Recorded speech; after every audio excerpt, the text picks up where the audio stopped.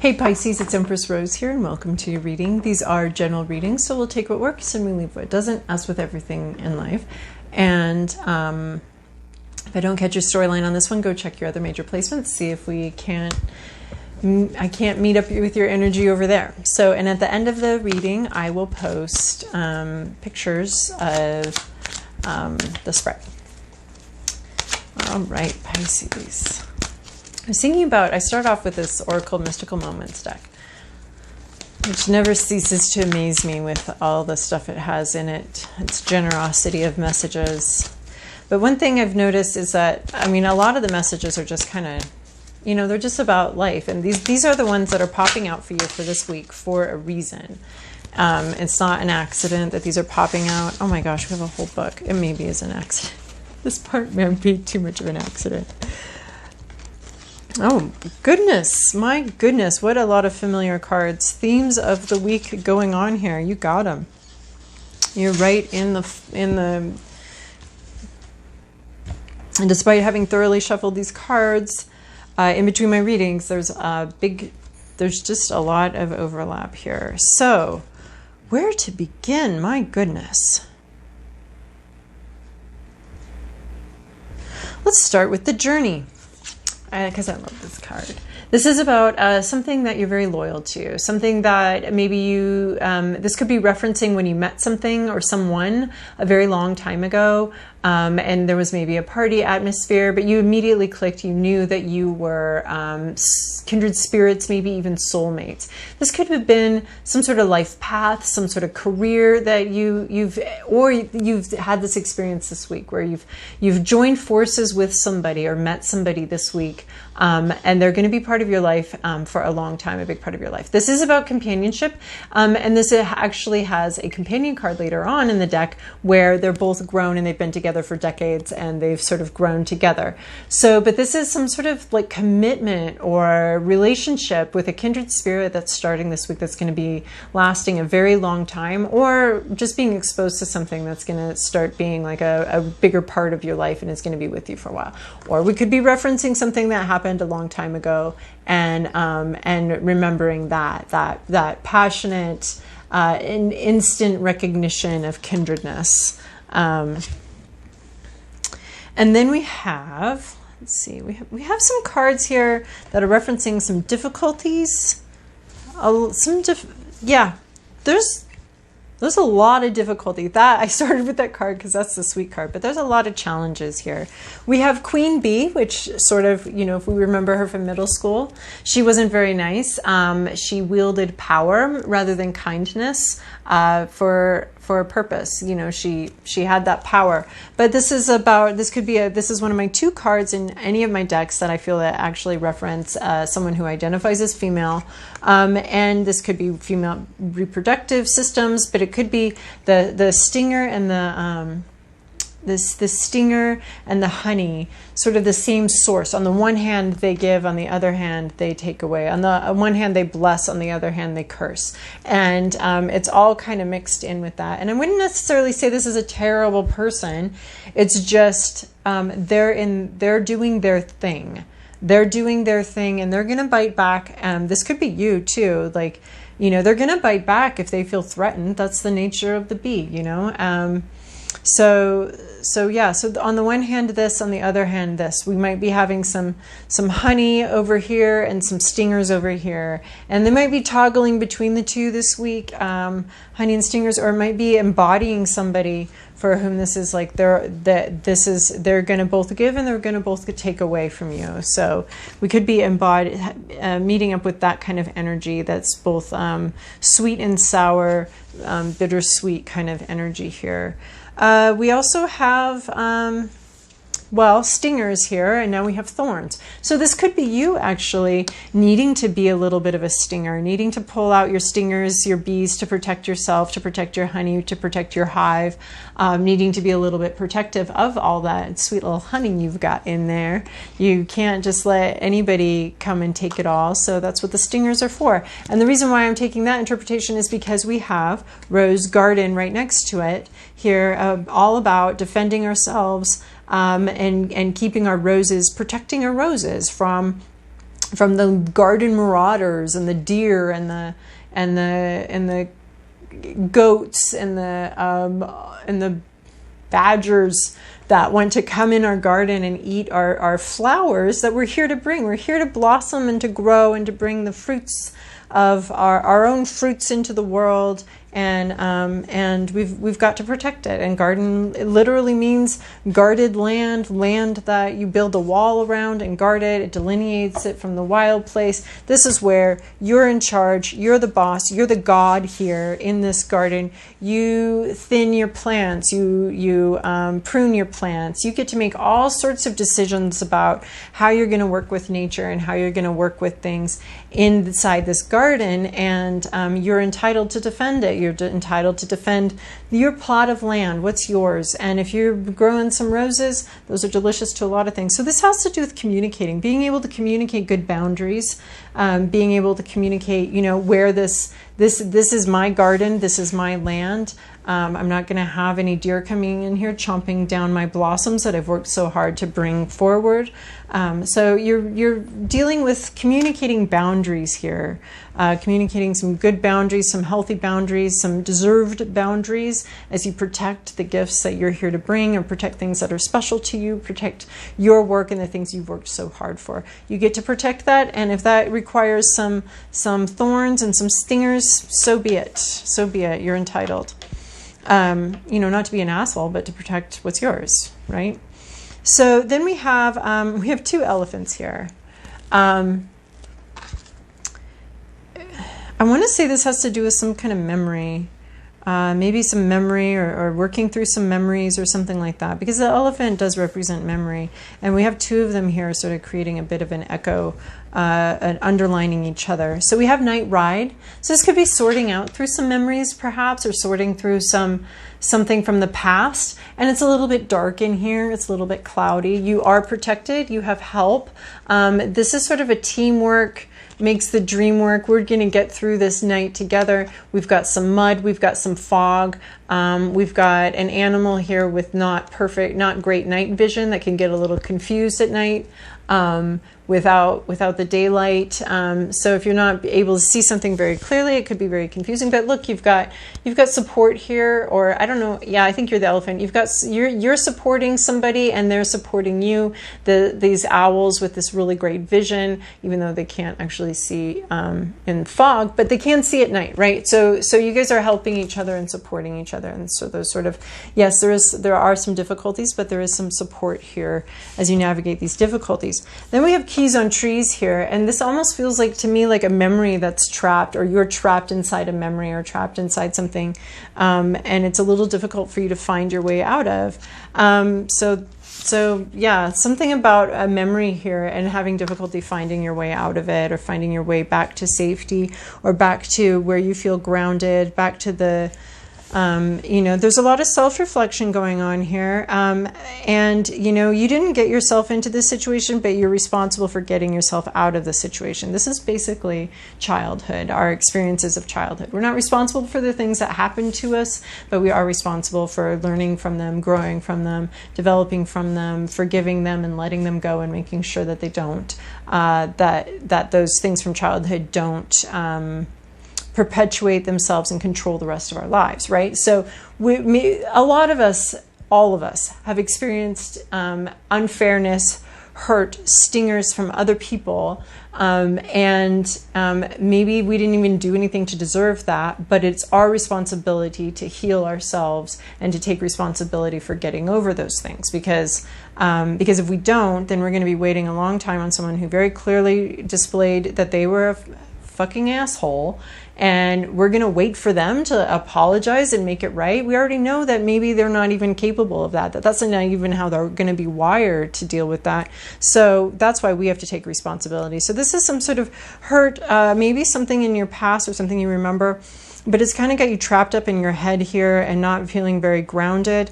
You do have an ability to get out of this, though. It is going to take some work. You're going to have to try a couple different methods, a couple different ways of dealing with this in order to get yourself out of this headspace and get back grounded again. I mean, you are going to have a lot of insights when you get grounded again, so that's good. And you're not going to forget them because you got this memory, this elephant's memory situation going on here. So you're not going to forget these lessons. But it is going to take some work. You might need some methods here of how to get out, how to get moving, how to get back grounded again and get back to where you belong, and out of this sort of foggy, difficult, trapped mind space that kind of has you trapped and has your memory trapped somehow. It could be... Yeah, it's just coming in very strongly right now that there's something about a memory. And then we also have this here talking about memories and feeling trapped by them maybe. But you can get out. It is going to take some methods. So if the first thing doesn't work to help you free yourself from this this memory of what happened to you or something, if the first key doesn't work or if the first method doesn't work, don't give up. Don't be like, oh my gosh, I'm never gonna, get over this, or I'm never gonna be able to stop thinking about this, or I'm never gonna, not have this memory be such a forefront or be triggered by this memory and have to like deal with all my emotional stuff all of a sudden when I wasn't expecting to, when I was just scrolling through the internet, and suddenly now I'm back in that memory and I really want to get out of it. So if the first thing you try doesn't work, don't worry, because there's a lot of possibilities. There's a lot of methods here for freeing yourself and freeing your mind from this little bit of prison here. And then we have tiny triumphs here. This thing that's small, this is the triumph of intuition. This mouse is all intuition, all just a quivering mass of receiving information from its environment.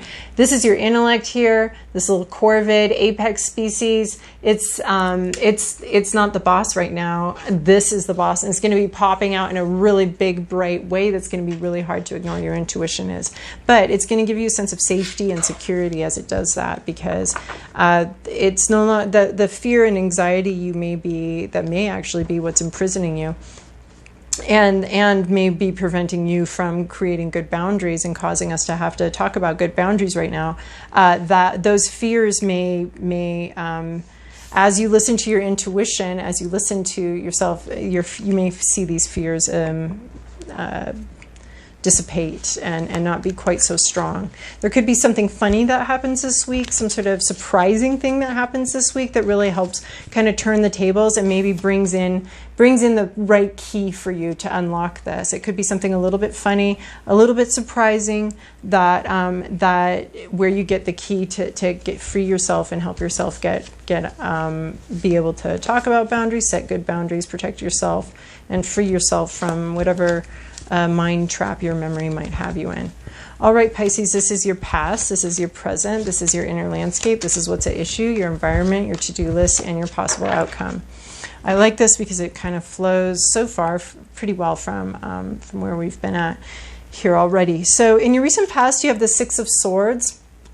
So this is about protecting yourself by leaving a situation that's painful, by walking away from something that's too painful and not going to get fixed. This is my refugee card. You're leaving this war-torn land behind. You're taking your ideas, your communication with you.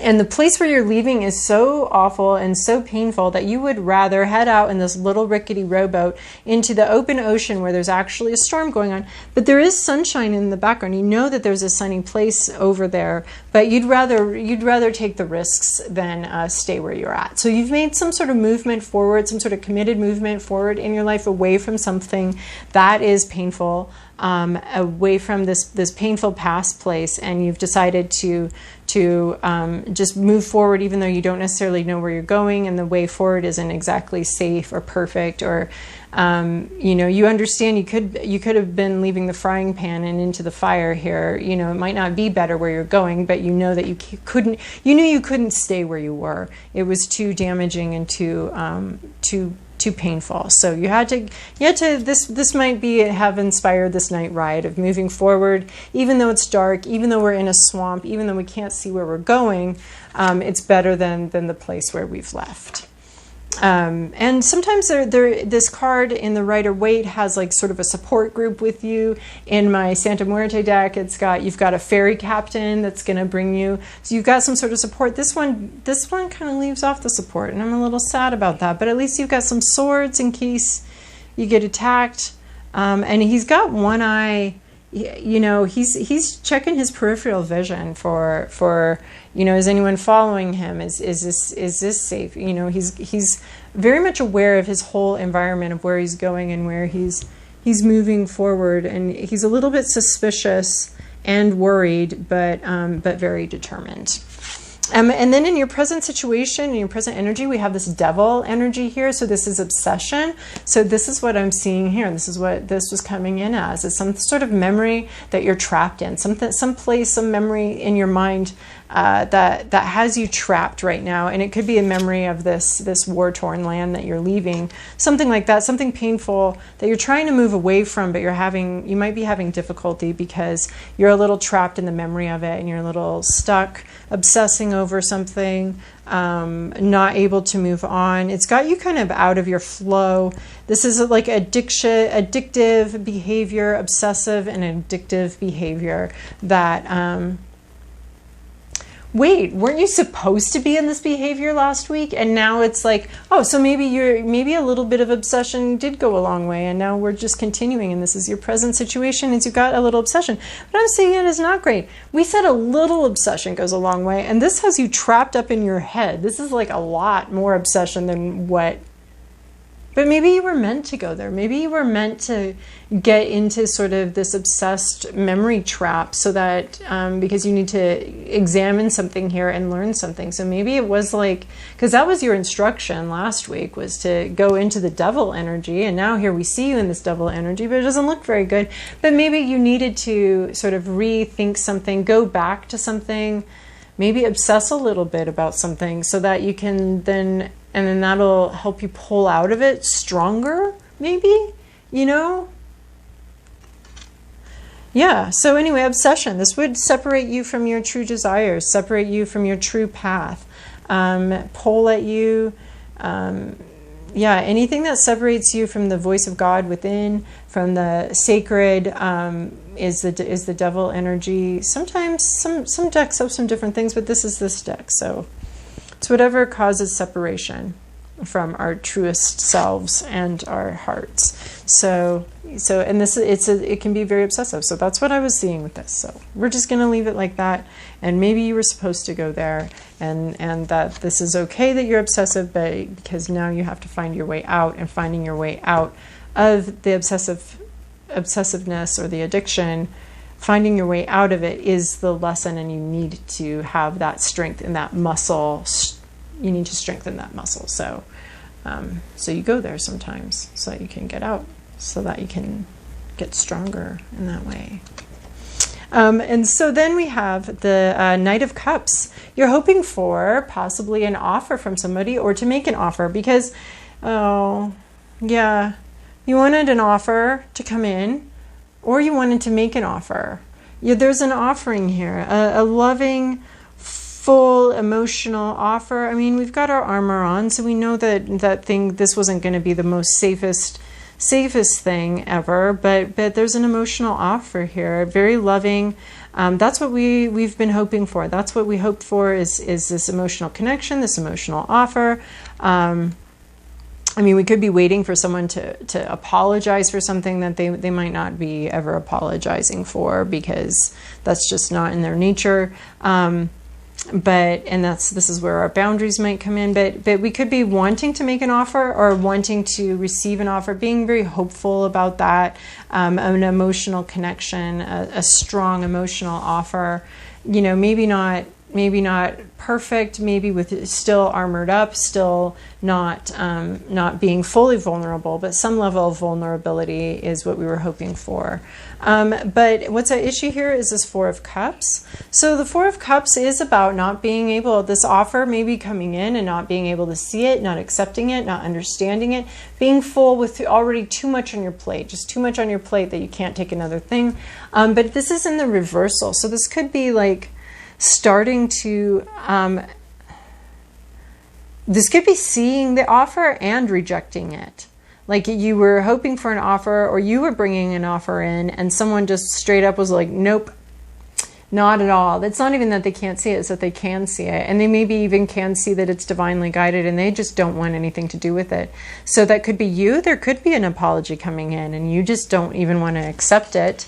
Or it could be somebody else. It could be you offering some sort of apology or some sort of emotional connection and somebody else just flat out refusing it. And I mean, the Four of Cups upright is usually about just a very innocent refusal of just like, I don't know, I can't even see it. I didn't even get to see it. My eyes weren't even open. I had some sort of, oftentimes our ability to receive things is based entirely on our ability to see the offer, right? We can't accept what we can't see. So this is why you have to really love yourself before you can be in a loving relationship, because you only accept as much love as you feel that you deserve. So someone could be pouring love, the greatest, best, unconditional love out onto you. And if your cup of self-love is just tiny, you're going to be, it's going to overflow, but this is all you're ever going to get is because, and you make this cup, right? By loving yourself and by allowing that love in. This is your receptacle of love. So if you make that receptacle of love bigger, then you can accept more of the deluge of love that life and other people can offer you. But if you keep your cup small, I mean, I'm imagining an even smaller cup than this. If you keep it small, then that's as much love as you'll ever be able to get. And you might feel that that's not enough, that's not adequate. Look at how much love somebody else gets. But the problem is your receptacle is too tiny. Your love for yourself is too small. So it so that relates, I believe, to this Four of Cups energy here. That's causing a problem. Is somebody here is refusing love, and it could be because their receptacle and ability to accept something is they've reached maximum capacity already. So there's not much more they can accept. And even though they're complaining about how tiny their maximum capacity is, it's not anybody's fault but theirs. That's their maximum capacity for reception. But this also could be, that's the message ended there. So whether that was, I got all the technicals from that card or not, that's the message, and it really stopped right there. In your environment, you have this Three of Cups. You have a community of people, possibly a community of artists, a choir singing together, people sharing emotionally, hanging out together and just sharing and being with each other. It's very beautiful cup energy. Maybe you were wanting, oh my gosh, maybe you were wanting one cup. That was your hope. But in your environment, you have 3 cups. So here's this cup that you want. But these 3 cups are what you have already. So you already have a lot of cups here. You already have the 3 of Cups. And it may be, making this Knight of Cups a wishful thinking or something like that. You're wishing for the Knight of Cups, but you need to be grateful for this 3 of Cups that you've already received and already have. In your to-do list right here is the 2 of Pentacles. So these aren't cups. These aren't things that mix and flow. This isn't temperance. This isn't a flowing, balanced energy. These are pentacles. We don't mix them. So these are 2 aspects of life that end up being juggled because they're balls. They're